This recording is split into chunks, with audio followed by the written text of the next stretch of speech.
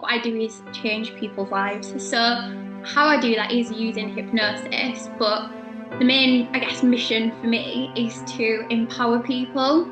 I know my dad turned to alcohol a lot, and for me, that's where I found my role is I want to make people happy. So for me, I could see if my mum was upset, it was my kind of instinct to want to go kind of be there for her and make sure she was okay and be that person listening to her. Is there any advice that you could share with me and the listeners on if they're trying to find self-discovery, self-identity, how they would go about doing that? I guess the big thing is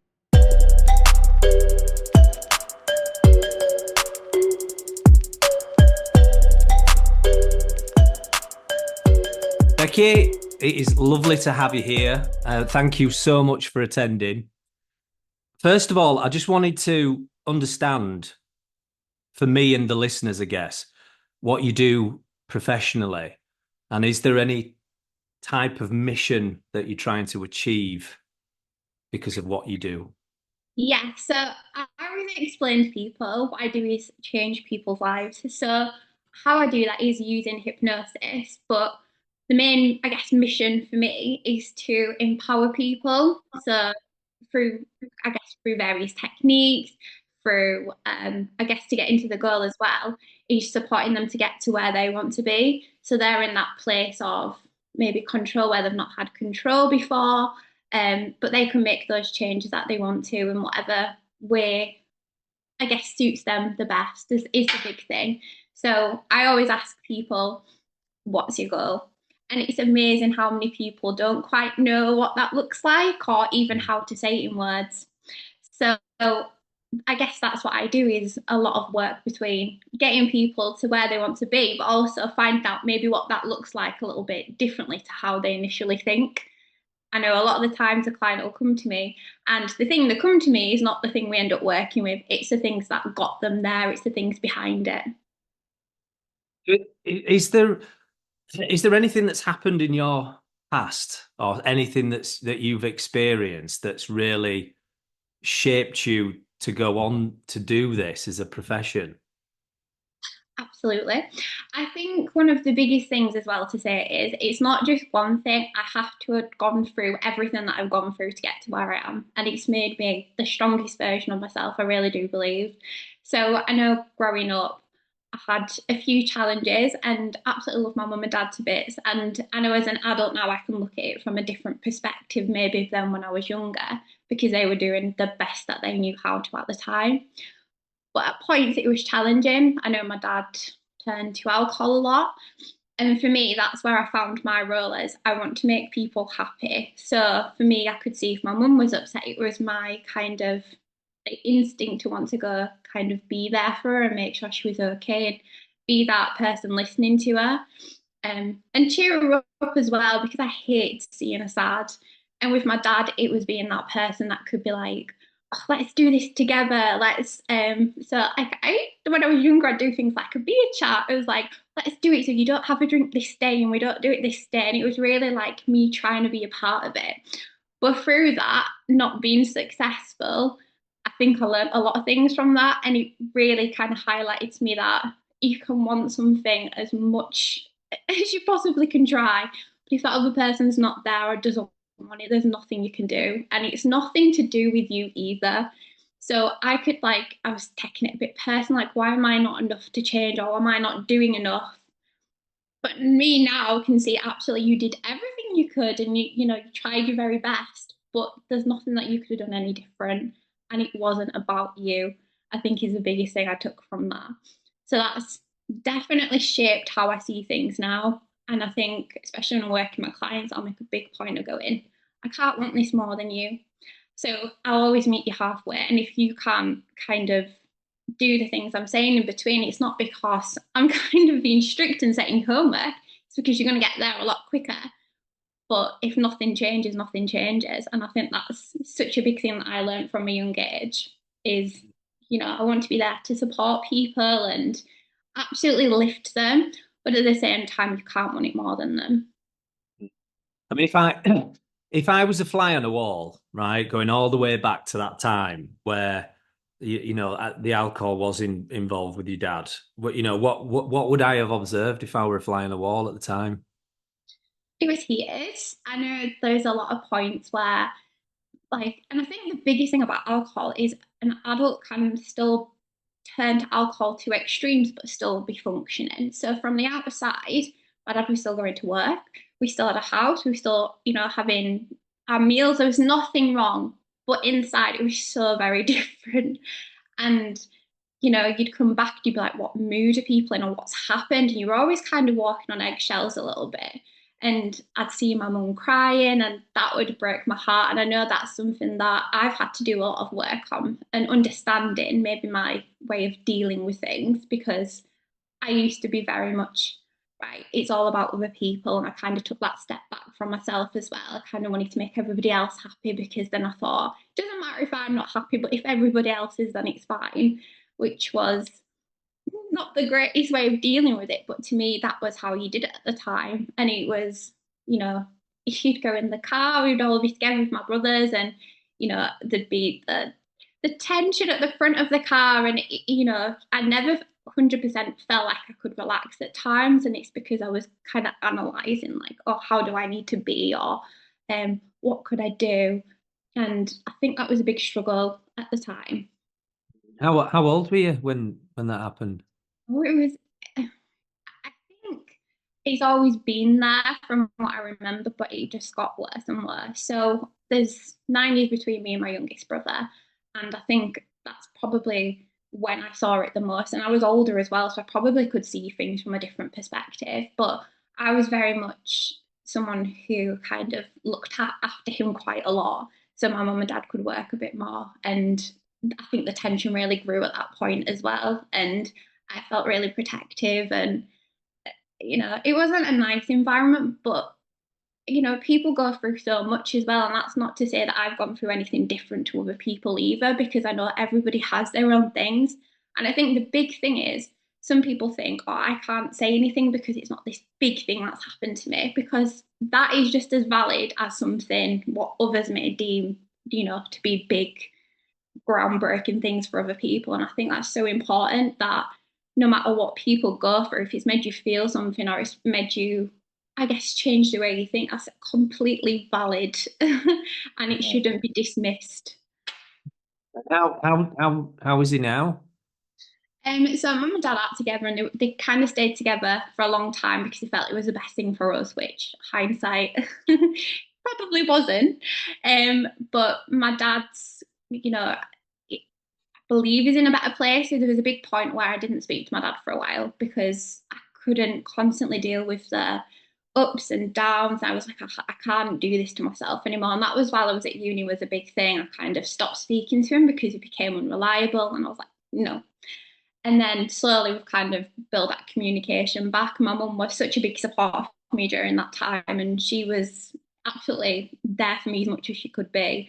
And I think sometimes there is also, now even me at my age, is kind of like, you don't want to say too much about the other parent because it can annoy the other one. So it's still that kind of element of you never truly in that place of relax, but because my perspective's different and I can be like, no, we're not talking about that, or that's irrelevant, or don't put meaning into that when it's not there. It's helped me be able to have that relationship with both of them in such a good way that I have now. But it's been a long journey in different ways. Yeah, I mean, do you ever reflect back at time? And the reason I'm asking this is that I often reflect quite a lot, and I do think back to certain points in my childhood, and I think to myself, would I have changed anything, or could I have, changed not necessarily the situation, but my interactions and how I behaved, and could I have given more to a certain thing to make it, better? Do you ever do that and look back at that type of situation and think, oh, well, or do you just think forward? I think maybe when I was at uni or when I was kind of maybe at high school, there was big points where I was like, oh, I wish I'd have done this different. I wish I'd have done this. Why didn't I do it like this? But I think me now is absolutely no, that was all meant to happen the way it was, because without that, you wouldn't be this person you are now, regardless. And actually like who I am now. So I'm kind of thankful for that, because it's made me have a different perspective at times for other people, which is something I'm so comfortable in and passionate about. I don't question anymore. So I think, we can absolutely look at our past and think, why did I do this? Or I'm really annoyed that I actually made these choices. But do you know what? They were the best choices to us at the time with what we were going through. And I think that is something we can kind of hold on to, like guilt and shame and, these horrible, hard feelings. I think absolutely work through them and see, if we're holding on to it. But I wouldn't, I can only speak from my perspective, but I don't look back and think I wish I'd never gone through that, because actually it was just my little journey, and there's nothing wrong with that.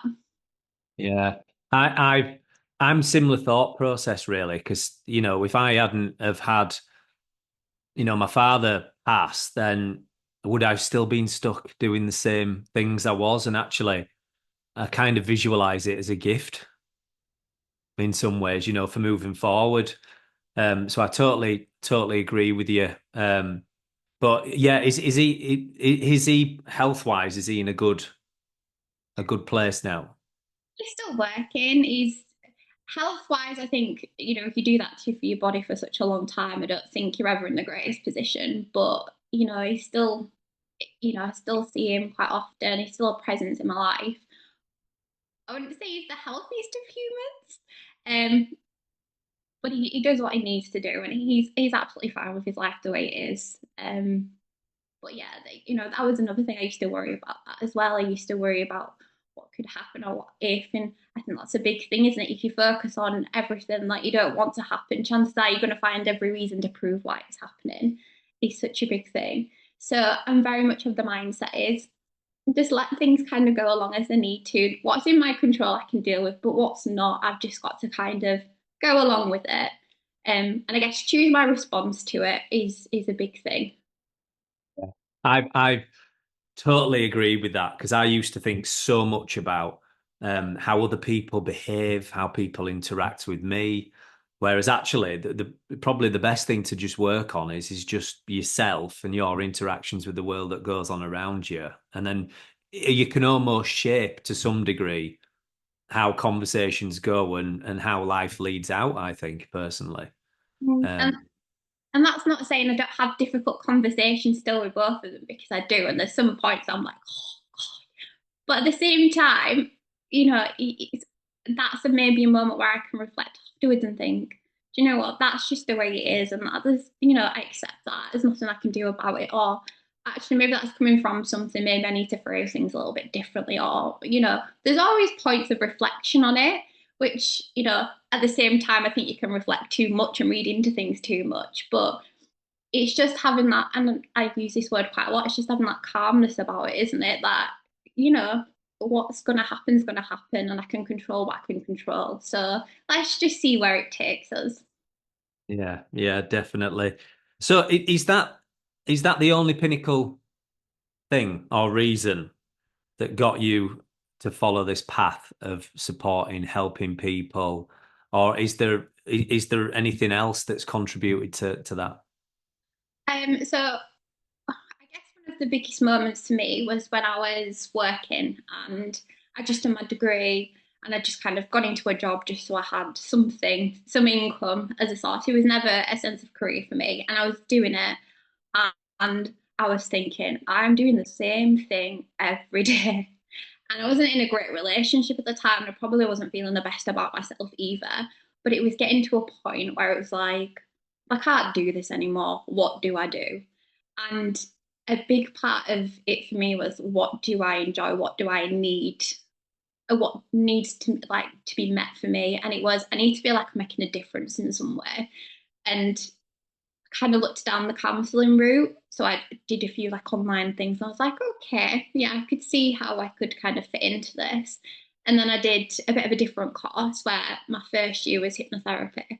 And if it wasn't for my tutor, because she's absolutely amazing, I don't think I would have fallen in love with it as much, because how she brought it to life was like, because my perspective of it before I'd done that course was, oh, it's just somebody with doing a bit of stage hypnosis, or it's all spiritual. And for me, that wasn't something that really kind of clicked with me. But what I saw was absolutely right on my street because it was based on logic. So I could understand why things were happening, understand why things were done or said in this certain way. But I could also see how it makes a difference. And that was the biggest thing for me. I was like, I can absolutely get on board with this because it was right. I can see how you get from here to here. And I was like, yeah, that's what I want to be a part of. And that's what I threw myself in. And I think a big part of it for me was I absolutely love learning. I always want to learn more. I always want to, I'm that person that goes, why do we do this? Or why do we do that? Or can I just ask you this question? I'm that annoying person. And it's because I'm so interested how things happen in certain ways. And I think that's where I was like, yes, this is absolutely the path I need to follow because it excites me and it brings me alive. And I think when you find that thing, you just can't let it go.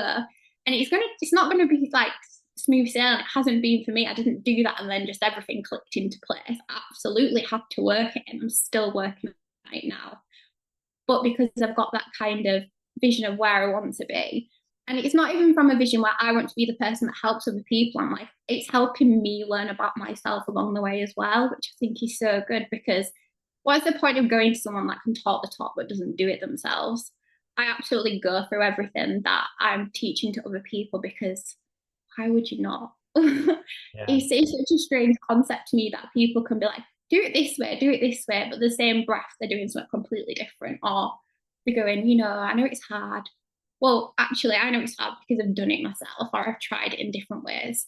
So I don't know if I've gone a bit on a different path there, but yeah. It all makes perfect sense. I'm a little bit obsessive about learning as well. I never used to be.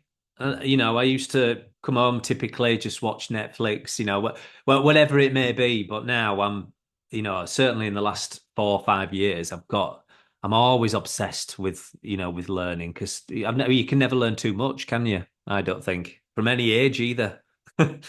Um, I wanted to just dig into a little bit, Becky, around you know, what specifically is it that you do for clients? So, what do they typically come to you, with in terms of problems?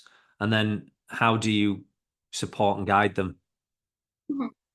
So clients come to me for a range of different things. So it could be anything from self-esteem to weight release to anxiety, depression, addiction. So they can come to me for a range of things. And how I always work, so the process I go through is I do that treatment plan, and that treatment plan is based on everything that I've said. So it's completely personalized because I think that's so important. You can't just have a one thing fits all kind of approach. It has to be what they've said. And that point is, like I said to you at the beginning, what they've come to me is probably not what we're going to be working with. So if somebody comes to me for anxiety, a lot of the time it might be because there's self-esteem issue behind that, and that's having an effect on how they're seeing the world, how they're interacting with the world. So that's what we'd work with. And it's always baby steps. And that's, especially with hypnotherapy, people saying, oh, one session and I'm cured, I'm this different person. No, it's not that case.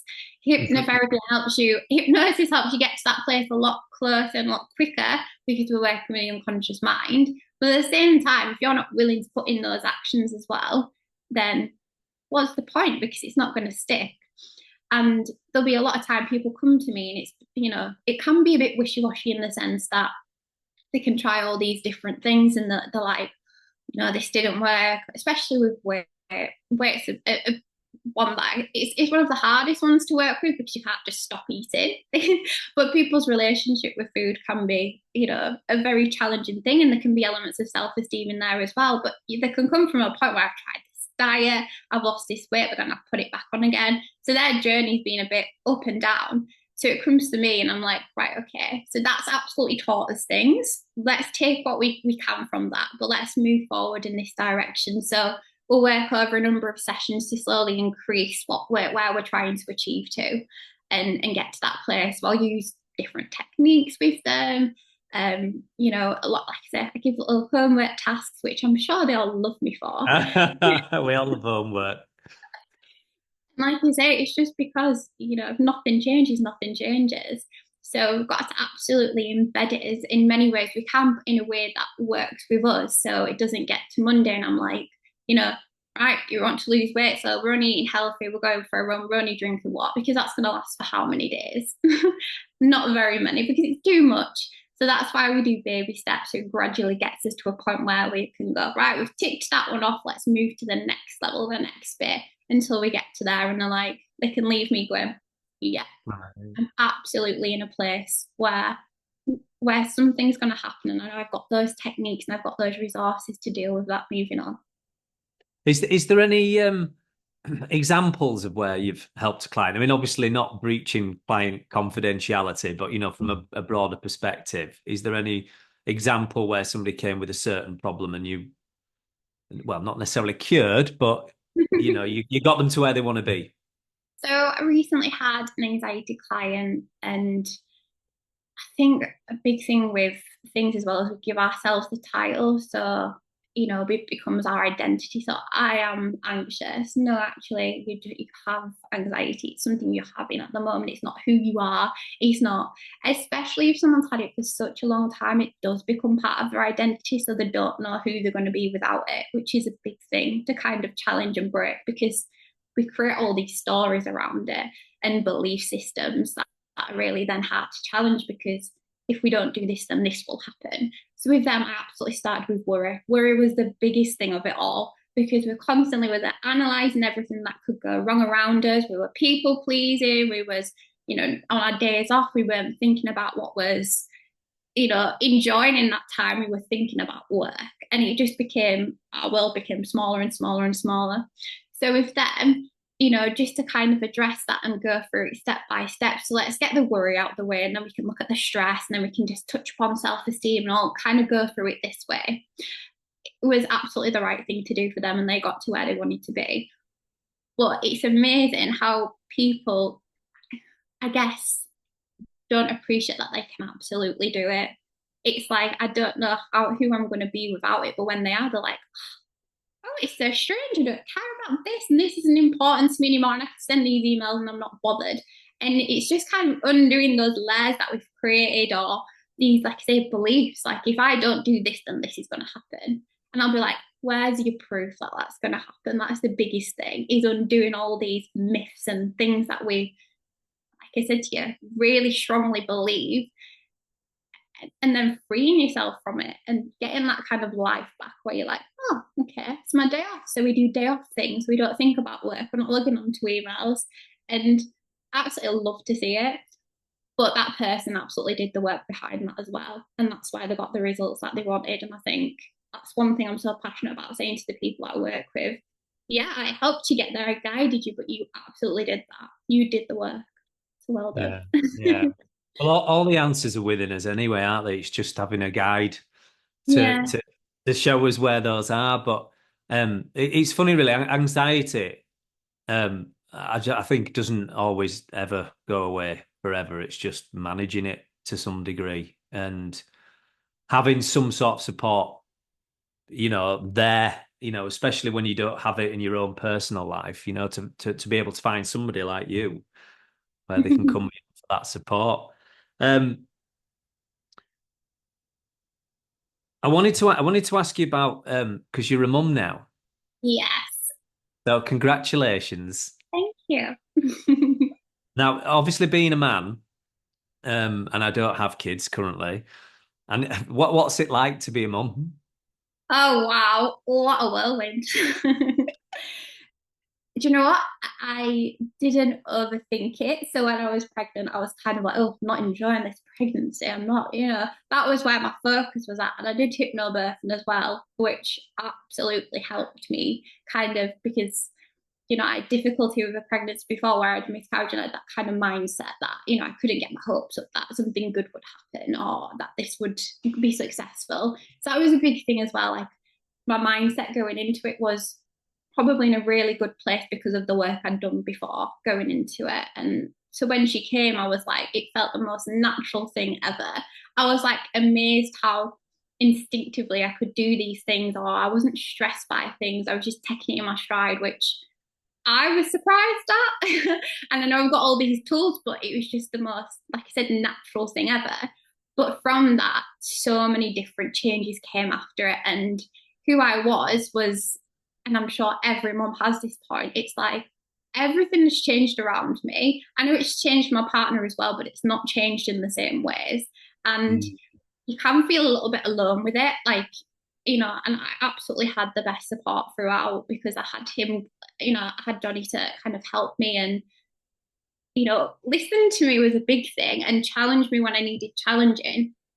But it can be quite a scary place, not necessarily with being a mum and that process, because like I said to me, that felt very natural, but who I was after that, because people would see me and they'd be like, oh, how's, she's called Florence, how's being a mum? And it's like, but I'm not just a mum, I'm Beckie as well. And that was such a kind of a hard thing where I felt a little bit lost. And it has to be that way because you're looking after this human and they're so kind of need so much from you at the time. And you're just going through the motions and going through the different sleeps and all sorts. But to me, that was a really scary place because I didn't know how to move forward from that for a while. But especially your body's going through so much as well. And I know anybody that's gone through will probably agree. It's like you'll be sad and you don't know why you're sad, and you'll be really happy one minute, and it's just a constant whirlwind, and you don't have that stability that you might have had before in certain ways because everything's changing all the time. So for me, the biggest thing was to make sure that I had the best support. So I think when you've got the best support, it is so much easier. But that's also not saying that it's not hard at the same time because of what you're going through and that mindset. So the biggest thing for me was to take that pressure off that I have to be doing this. I have to have lost the baby weight straight away. I have to be doing all these things. I have to be replying to my friends. If I don't reply to them, I must be rude or I'm not arranging things. Take all that pressure off because it's you putting the pressure on yourself, nobody else. And it's those, beliefs that we kind of get told and we have to almost look like we're managing at times. And if we're not, that's absolutely fine because what you're going through is an absolute reason not to be like managing all the time. And I think that's the biggest thing. Once I took that pressure off myself and allowed myself to kind of, right, okay, I didn't return, back to the same person after it because, you can never can. You've gone through such a change and your life's different and you can have certain elements of you with your partner and their life kind of they've done their little bit of maternity leave, they're going back to work. It's like, oh, going back to work, getting a rest, having a break. Oh, how nice. And it's such a kind of like you feel almost alone, even though you might have all your friends and your family with you. And I'd say that's okay. It's not a nice feeling, but just kind of go through it and take that pressure off yourself is the best thing I could ever say about that because I'm still finding what that looks like. And I know I've had to challenge myself because my expectations of where I should be is not realistic. And that's okay. Yeah. Well, I remember me and you texting back and forth, and I text you, and obviously we've known each other for quite a long time, and I was always used to Becky replying to a text message, in a reasonable, quite what an hour or something like Yeah. that. Yeah, yeah. And then I text you, and I didn't hear anything for a week. I think personally into it? No, but it's funny really because I wasn't bothered. I thought, well, she'll just get back to me when she'll get back to me, whether that's whenever. Then some ways I kind of forget after 3 days have gone past. And then, 3 days after that, I think, oh yeah, there's Beckie there, and I see the text. But I understand. I knew that you were you're a mum. And I didn't have any expectation, but it's funny, isn't it, really? Because I can correlate to that. You put so much on yourself thinking, I need to reply to this now. It's like a looming thought that goes round your mind saying, I So need to do it now. And then it's stress comes out of it, doesn't it? yeah, I'm one of them people that likes to get things done, they're out the way and I can forget about them. And that couldn't be my approach anymore. And that was a bit like, oh, I'm going to forget things if I don't do them. Or, we can always think of other people, but like you said, you didn't think twice about it. But you can be in that place in your mindset. People now are going to not want to be with you, or they're not going to want to speak to you because you're not replying to them, or you're acting like you're not checking in on them and you're not caring about them. And their lives are still going on and they probably still need support from you. And it so much going into it. But when you slow down and be like, actually, if they were my friends, they wouldn't be so upset if I didn't reply straight away. And I will, when I speak to them, be like, you know what, I acknowledge I've not been good. I apologize. How are you? You still have them moments where you check in with people and you still kind of have that communication. And people are like, it's fine, we know. But in your head, you can build it up to be such a big thing. And Yeah. it's bigger and bigger. And then that pressure and everything feels so harder. But when you step back and you're like, you know what, I don't have the energy. And even if you don't have a child, that's absolutely fine as well because life happens. You know, do what you need to do at points. And, as long as you're being kind of transparent in ways where you need to be, people should be understanding. And I'm sure they are more than you think sometimes. Yeah. I mean, I've had to discipline myself with a lot of things like mobile phone being in my bedroom. It doesn't go in there anymore. I try. It's work in progress, but I try so hard to not look at my phone past 8 p.m. And obviously, when it's in the spare room, if I go to the toilet and I'm walking past it, I'll have a quick look to see what's on my phone, and I think, what am I doing? So I think it's so healthy to have some disciplines, in your life to control your own mental health. So we spoke about that. What is there anything else that you've put in place besides, replying to people and replying to emails to sort of manage things I with being a still, mum? I'd still say it's very much work in progress because anybody knows with child, you get to one stage, you think yes, I've got to this point now, but then something new happens. And it's a challenge in a new way. And I know that's not going to stop, that's constantly going to be coming. So my approach is constantly going to be evolving depending on what's going on. And I know at points it's going to be easier and at points it's not. But for me to get that balance back, so when I went to work, you have the mum guilt, like, other people are off maternity a lot longer and I'm going back to work. Does that make me bad? Or does that mean my bond's not going to be as good? And it's all these things that we tell ourselves about, and we haven't got the proof because nothing's happened, but the things we feel and the natural things to feel as well, but we can't let them kind of influence us too much and stop us doing some things we need to do. Because me going back to it was a good thing because it kind of gave me that me time back in a way. I was at work, but still I was doing something that I loved and I was back in my kind of element of energy. And then I could come back and yeah, this I still had work to do when I was home and it's navigating that around, but it's making sure that you've got time where you can have a shower and it's not just, a luxury. It's in this, it's a basic need to have a shower and it's sometimes a hard thing to do when you're a mum. Washing your hair, any woman knows that's not always the quickest process and some men do because you've got so many kind of routines to go through and you don't want to take that away from you.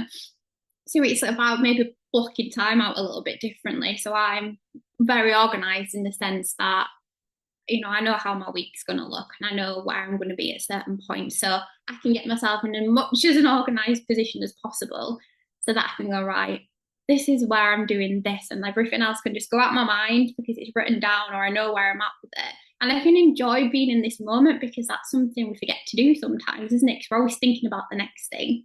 So when I'm in this moment, I am being a mum and I am enjoying sat with her doing nothing, or even if I'm picking up her toys and things like that, I'm enjoying it because there's nothing else in that moment that I need to think about but what I'm doing.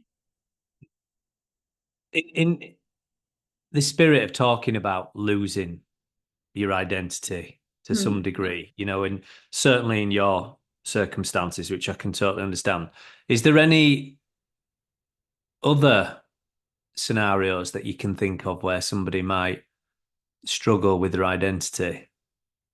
Absolutely. And I think it's something we all go through moments of, regardless of what we're going through or doing.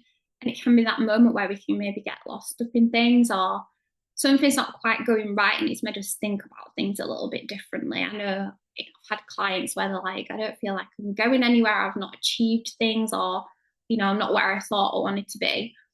And that is such a big thing, isn't it? Because is who's telling us we should be there and why Mm. do we need to be there? And it's so easy for us to, and I know you've mentioned this in other podcasts that you've done is, if we're on our deathbed and we're looking back, why have I not achieved all these things or why didn't I do that? And for me, it's actually why have we not noticed all those little things and little moments along the way that you absolutely, because I think we put so much pressure on ourselves and society does as well. We should be married, we should have kids, we should have a successful job, we should have a nice car. Who says all these things really? Because it's beliefs that we have from marketing around us and maybe what other people have got. But you know, I always say to people, they'll go, "Oh, but my friend's got this," and I'm like, "People, are they truly happy with all those things?" Because we always want more. We always want something different, and we'll get to that point where we think we want to be, and we'll be like, "Oh, I want this now, or I want that."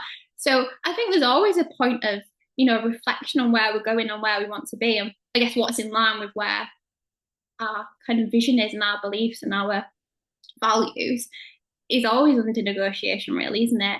But for me, like when people say, I just want to be happy, for example, I go, well, what does that even mean? Because if we was happy all the time, what a horrible place that would be, because we don't really appreciate being happy because we've not had the ups and downs to go with it. So my perspective is, and I still have to be challenged about it because I'm not coming from a point where I'm perfect and I've got it all figured out. It's still an evolving thing for me and it always will be. And it's because I'll go, I'm feeling stressed because I'm not here, or I'm not doing this, or I'm not doing this, or I could have done this better. And then Johnny, bless him, will go, yeah, but you've got all this, you've done all this. And just for a minute, you can forget and you can just focus on everything you don't have. You forget Yeah. everything you do have. And just that shift in mindset is so powerful because actually, and we can be a bit stubborn at time. We'll be like, yeah, but this is how I'm feeling. Yeah, that's absolutely valid. You can feel like that in that moment, but just don't let it stick there. Because, if you feel sad, have a really good moment of feeling sad, get it out because there's no point pushing it in. But then where do we move forwards? And if it's actually, yeah, I do have all these things, and there being a point in my life where I'd have been like, I really want all these things. And now we've got them, and now it's suddenly not good enough because we want more. And that is such a big thing for me that I'm always constantly thinking back to. Actually, in my life right now, I'm in a really good place of happiness and contentment. Not because I've got everything that I should have or I'm exactly where I need to be with everything, but because I appreciate what I've got. And I think that's something that we overlook so much. Yeah, yeah, yeah. I've struggled with sometimes setting too higher expectations on myself, but I've learned now that actually enjoy the journey rather than the destination. As So, cliche as it sounds, yeah. well, yeah, well, it is, and then I always say to myself and friends and family and clients, whoever it may be, that emotions are only temporary because you may only feel upset now, but I'm sure whether that be in a day or so, you'll feel completely different. Like it's the whole concept of once you go, where I was always told when you go to bed, you'll feel differently in the morning. Sleep on it, and it's true. It's just things can be so temporary, can't they? Absolutely. So is there any advice that you could share with me and the listeners on if they're trying to find self-discovery, self-identity, how they would go about doing that? I guess a big thing is to be really clear on where you go into because if we're not clear on what we're going to, then how are we ever going to know? We're always going to want something more, I think. Or what does that look like? We're not going to go in the right direction necessarily. But being realistic on that as well is a big thing. So if we know that there's something in our life that's not making us happy, absolutely what can we do to change that? And what's going to be benefit to us if we feel a bit stuck? Is it because we're not giving ourselves enough kind of self care or self attention, or we're not spending enough time with friends, or we're maybe not in a job? So, what area of it is?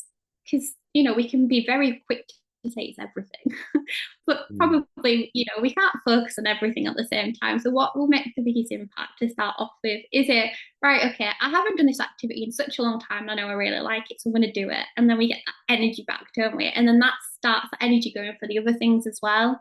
And I think it's just kind of like you said, it's like learning to love that journey that goes with it. Like, oh, I'd really like to doing this again, or oh, I don't know why I used to love doing that again. But it's that kind of perspective we have on it, isn't it? And a big thing for me is always kind of so we've got to step back from it sometimes as well because we can't see things very clearly. So, for example, if I'm speaking with Johnny and he's saying something that's like irritating me, or I'm thinking, what's he saying this, or what's he doing this for? Instead of being reactionary, and I'm sure we all have these moments, if it's like a manager or a friend, we'll have these moments where we're like, what? For me, I have to step back from that because my opinion and perspective on it and his opinion and perspective on it is not the accurate representation. It's what's in between those two things. And I think that's a really important thing to remember. And my supervisor told me this. I think it's absolutely amazing. So, if somebody's got a cup of coffee and somebody knocks into them, what spills out of the cup? The coffee. Coffee. There's That was in a the trick cup. question then you're If asking me. if it was tea in the cup, tea would spill out. But what we mean by that is when we knock into somebody, what spills out is what's inside them at that moment. So if they're feeling angry, anger's going to spill out. But we can be so easy to kind of take that as a personal thing, like, wow, why was that person? And then we can almost inherit the anger as well. Like, how many times are we around people and if they're really happy, we're like, oh my God, it's such a good time. We can kind of get that energy off that person. At the same time, if someone's not feeling great, it can make us feel a little bit like, oh, I don't feel great. Because we buy into what other people have got. A lot of it is unconscious because we don't know we're doing it. But it's so important to be aware of not everything is personal to you from other people's responses or even from us, because we know we've probably snapped at people at times. It's been nothing to do with them, but it's what's going on inside. So if we can kind of get ourselves in a place where what's spilling out of us isn't, anger, we need to get to the bottom of where the anger's coming from and work on that. Is the long-winded explanation of where I was going to. Do you know, I wrote a really long blog on self-awareness, and I've become obsessed to some degree around self-awareness because I kind of reflect on all my actions in the world and how I talk to people, whether that's my tone, my body language, even if I'm in the supermarket and or parking a car or getting in my car and turning left and putting my indicator on. I'm obsessed with self-awareness, and I think when I wrote that blog and I looked at the Harvard Business study, it suggested that only 10 to 15% of the world's population are self-aware, which I found that quite staggering. However, when I look at my day-to-day interactions, it makes sense to me. And I'd love to be in a world where we're all a little bit more self-aware about, certain things. Like you've mentioned there, knocking the coffee out of someone's cup. My reaction to you would be straight away, oh, I'm so sorry I've done that, and I'd apologize to you. Maybe offer to buy you a new coffee if we were in that vicinity or something. And that's how I'd worry about sort of making things better, I guess, really, in that moment. What's your thoughts on self-awareness? I think it's a really good one because I think there's a point where we can be too self-aware, where we constantly question everything, and I don't think that's a nice place to be because it's a really uneasy place to be, and we don't need to question everything. But if we're not coming from a great place, we can do, can't we? Because it kind of projects out. If we're not feeling, particularly if our self-esteem isn't a great place, and we're looking for, validation in a sense we can't be that source of it for other people, we'll constantly kind of project to other people to get that. And if we're not self-aware of that, we're always going to be doing that. So to an extent that can be detrimental. But if we're looking, I always say to people, you get what you're looking for. So if I said to you, go find a yellow car, chances are you're going to find a yellow car. But if I'd not said that to you, you wouldn't have seen it. And it's because we get what we're focusing on. And I had a client recently, and they were saying to me, all these things were like convincing me that this was the right direction to go into. And I had to challenge them. I had to be like, because you was looking for them. So you were finding meaning in things that maybe weren't there. So, To so, kind so if I, so what you're of, saying then is if I focus on finding a partner, then it I'll go find a depends. partner. You probably would notice it. So I guess a partner is a good one because sometimes we can be that thingy that we're overlooking. So when I mean self-aware, we can be that looking for, oh, that person could be a good fit. What we're doing is we're blindsided by anything else. So that person that was sat next to us that we could have had a good conversation with, that would have bloomed into something. It's that kind of self-awareness, isn't it? That, if we're constantly, right, I'm aware that this is what I'm focusing on, probably being a bit too much focused on that, it's going to be detrimental. So it's having that right balance, isn't it? But self-awareness is a good thing because a lot of people say, well, that's just how I am. And I'll Yeah. challenge that every day of the week. No, that's who you're choosing to be. Well, that's how I've always been. Well, yeah, because that's how you've always chosen to be. And that's it, when you come with the client, I'm like, oh, well, that's just who that other person is, or that's just how I am. That's why I do things like this. And people think they don't have that control to change these things, which they do. They just don't want to. It's a big thing. So, like I say, I think self awareness is a really good one because it can show us things about ourselves and we can evolve and learn on those things. And okay, I'm reacting like this. Maybe my boundaries need to be different, or, it can show us all these things. But at the same time, I think it can put us to a place where we then question too much or we question everything. And I think it's just having that right balance. Yeah.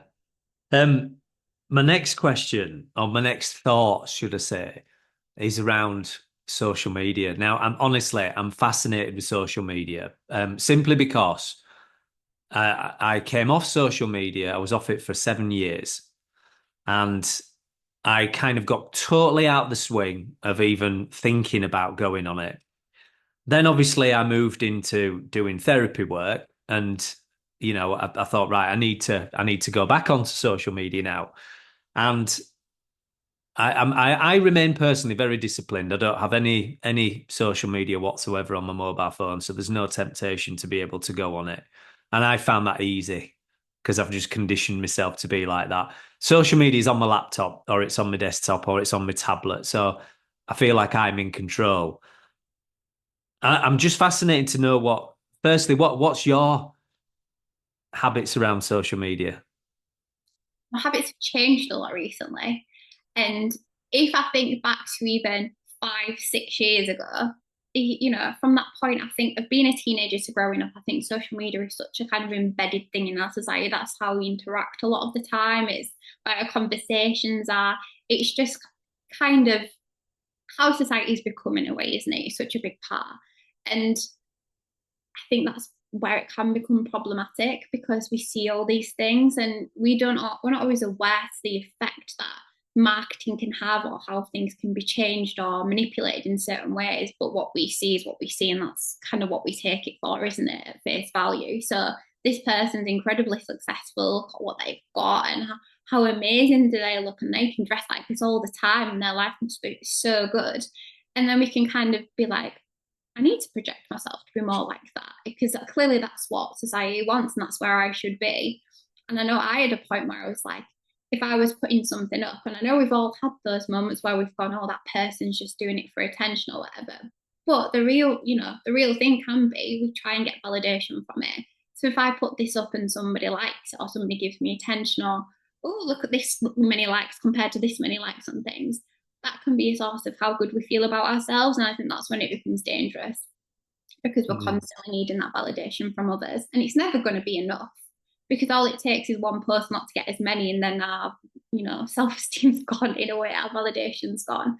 And I think that's where it become really dangerous.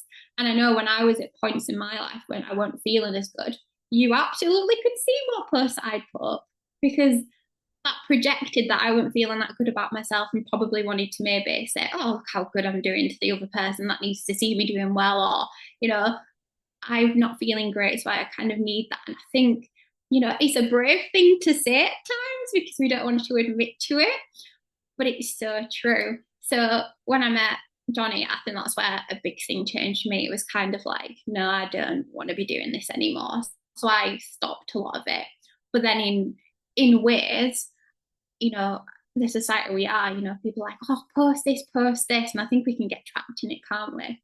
So a big thing for me since recently, especially with how I run social media on my business, is it probably used to be more for me than the people that I was in my head posting things for. And this is in regards to my business. It was more for me, and I see that now. So what I've started to do is take a step back and think actually what's meaningful and what's going to add value, because the stuff I was putting up before wasn't. And if What and what then there's what what, what were you putting up before? just like a picture of me with the thing I wanted to say, but the picture would be with me in it. And in my head, it was like, well, so that person can see who I am actually. Probably because there's better ways to do that. But in my head, Mm. that's how I was going about it. That was okay. And that was at the very start of my business. And there was a lot of naivety and there was a lot of maybe I didn't think about the bigger picture, but that seemed all right at the moment. But now it's kind of I've stepped back. So you probably won't see very much from me. And it is an intentional thing because I think what is going to actually add value. And the way my life's going at the moment, I don't have, my priorities aren't to kind of create that content for people. It's more to kind of work with the people that I'm working with and get the results. So that's where my kind of changes have come. But at the same time, realizing why I did a lot of things I did in the past because of social media and, especially things like TikTok and, they can become so addictive and we can procrastinate on all these things and we can get stuck in something. And it's that whole thing that 5 minutes has been 30 minutes and we've not realized. And then our mood seems to be a bit slumped. And then we're like, oh, I can't be bothered now. It has a bigger effect than I think we initially give it credit for sometimes. Yeah. I mean, in the spirit of talking about self-worth, identity, self-esteem, all that, side of it, I definitely think that it can play a part because when I first went back on to social media, I've never been on TikTok. I thought, what is TikTok? It's a dangerous path, don't do it. Well, I did, and I thought, right, I need to go on that. I wasn't on Instagram. I think the only things I was on was Facebook and no LinkedIn. I had to join again. So, um, but I found myself when I went on TikTok, the algorithm is just you scroll, and then next thing I know, 30 minutes went by, and then I had to very, consciously say to myself, "What am I doing?" And then I had to just switch it off because the algorithms are so, addictive. Do you think, self-worth, self-identity, looking at how beautiful somebody looks on the beach, having fun, out with all the friends, the first thing your mind goes to is, "Oh, I wish I was them. I wish I was living that life." You know, it firstly, do you agree with the points that I've said, or is there anything that you don't agree with, Becky? And is there any other ways that we've not spoke about that anybody could manage their use of social media or try to, if somebody really wants to cut back? I think I think you're right. Yeah, I think a lot of it is to do with, what we get from it. So, for me, when I was going on TikTok, it was because like I might be feeding Florence or I'd be, trying to thingy on time, and then I'd get lost in it. And it got to a point where I was like, no, this is not the type of mum I want to be. I don't want to be around and influencing, because that's another thing as well. What we do is influencing other people, because how many people talk about something and then the other person's like, oh, I did what you said and now I'm on it. And it becomes that kind of thing, doesn't it? So it's being aware of like, actually, what am I getting out of this? Is it just passing time for me? Well, I'm sure there's better ways to do that. And what's actually not okay about being with my thoughts for a minute or, you know, thinking about something else. And I think we can fill it because we might be procrastinating.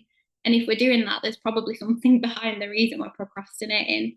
And with social media, if we're not feeling in a great place about ourselves, it's probably going to project that, you know, we're not going to feel even better about ourselves now because this has given us proof to why we shouldn't feel better.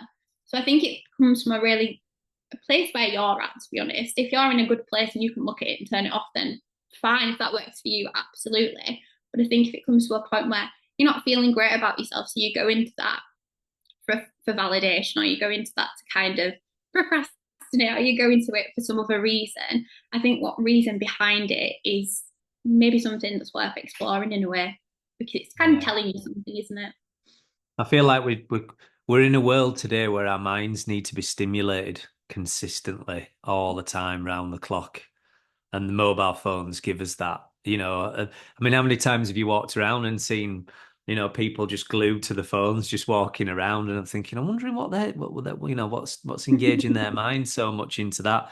Is there anything that because I don't want to demonize social media. That's not what it's about. It's just, getting thoughts and opinions. But is there any good points about social media in your opinion?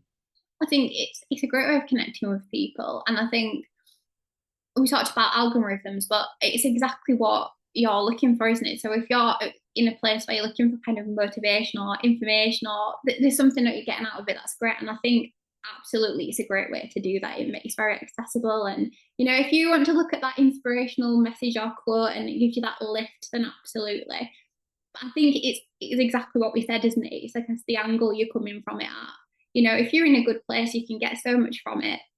And if you're maybe not in a great place, at times maybe it can be detrimental, but you're not always maybe going to be in that place. So, I think there's pros and cons to everything, isn't it? And I think it's absolutely where you're at with it, because I know it can take over in ways, and it's just about, for example, I had to delete TikTok because there was no way I could just go on it for one. It had to be all or nothing. So I had to remove it. And at first it was hard because I realized how much I was filling my time in between brushing my teeth. I'd have it on in the background. And you do all these things and don't realize. And actually, I can absolutely brush my teeth not watching anything or listening to anything. We can get lost in it, can't we? What were you watching on TikTok? I'm just curious. Think I was watching a lot of stuff to do with like mums it's Oh, amazing right. how it knows, isn't it? Like you'll probably watch one and be like, oh, that's good to know. I'll keep that information. And next thing you can be in the path of something else that you didn't even know about. And you can get lost in things. I think that's the big thing, isn't it? That you like one thing, it'll send you a different. It's a very clever thing, isn't it? Um, is there any final thoughts or reflections that you have, in this ever evolving world of technology and challenges and overthinking things and talking about the self-worth, navigating life, self-esteem? Is there any sort of final thoughts or tips that you would want to leave with a listener that they could take away and implement maybe today or think about? I think one of the biggest things, and my husband will tell you this. We'll be laid in bed and I'll go swim. What's your highlight of the day? And I know it's so annoying to him at first because he was like, um, is there an answer that you're wanting to hear? And I'm like, no, I'm genuinely interested because I think sometimes we don't think about it, we don't reflect on it. So I started doing that, and it was amazing because then he had to really think about it and say things, which I'm sure he'll love me for. But I got to learn more about his insight as well, which was a really nice moment. Another things I do is, and he'll do this for me as well, he'll go, do you need to empty your bucket? And I'll be like, yeah. So what I mean by that is all the things going on in your mind before you go into bed. So if we don't kind of let these things out, so I'll have a thought about something and I'll say it to him and I'll be like, oh, that really wasn't that big. And it's just saying these things out loud, because what we get in habit of is pushing things down and never really dealing with them. So it gets to that point where we're in that high stress alert, or we're feeling anxious, or we're feeling completely overwhelmed because we've not removed anything from it. So even if it's when you're driving and somebody pulls out on you and it makes you angry, just be angry for that minute. I'm not saying that be angry for the rest of your day, because what you're doing is you're acknowledging it and you're not pushing it down. So I think that's such an important thing to do. If there's things that are on your mind, it's not a bad thing to kind of say, this is what I'm thinking of, and he'll challenge me on it. And sometimes I won't always like it, but I will listen. And the next day I'll be like, so about what you said last night, yeah, you were right. And it's because we can get so caught up in our own narratives and our own mind, and they can be bigger. Like I said, they can be bigger than what they actually are because we've made them bigger, or we've taken them from here, but they're actually to here. So what we're worrying about is far fetched from what actually is in reality. So it's a really good thing that I use because it means I'm going to bed and I'm not in a place where I've got so much going on. Or if I need to talk about something, I can talk about it and process it. So then, like you said, when you wake up, you're in a different place kind of thing, because, right, I'm going into it with a fresh head this morning because I'm not carrying all yesterday's things with me. So it's a really good thing that I like to do. And unfortunately, I've made somebody else do with me. I love it. I love it. So I'm going to start to do a bit of a closing tradition moving forward on these podcasts. And I wanted to ask you really about an exercise I could do physically. Mhm. You've kind of just given me one for mentally, but I was just wondering if you had any other thoughts for a mental exercise that perhaps I could do in the morning or in an evening to set my day up for success. Or if you have one for, one for both, morning and evening, that's brilliant. Is there anything that comes to mind on what I can adopt into my everyday life, mentally and physically? Think one, and I know you do a lot of walking and things like that. So I think this is a really good one that I think everyone can do is just get yourself moving. Because I know if I've been quite stagnant all day and I've not really done very much, or, we're in jobs sometimes where we're working from home or in an office. For me, in the morning, or if I don't have time in the morning, I'll do it on an evening. It's the best time to just give myself time to do something. So I literally get YouTube up, connect it to the telly, and I might do a yoga workout or I might do a HIIT workout, just something to get my body moving because all I can do is tick that off that I've done it. It's out the way. I've had that bit of me time, and for me, that sets me off, and I know the difference when I haven't done that and how I feel. So I think even if it's going for a walk, it doesn't have to be a big thing, but just do something small that you can get into the habit of that is going to set you up the right way and make you feel good. Is is the best thing I could say. Brilliant. Um, Thank you, Becky. I mean, me and you've known each other for quite a lot of years, and I've seen your website. It's a beautiful website. I've seen, the work that you've done with individuals, with, for reviews, that which sing your praises. I think you're very inspirational, especially with becoming a mum and how you've dealt with the identity, finding you're keeping your identity, should I Mhm. say, moving forward. So, you're a wonderful person to have on here. So thank you very much. But I hope you'll consider coming on again at some point and talking about another subject or topic. Thank you for having me. I've loved it.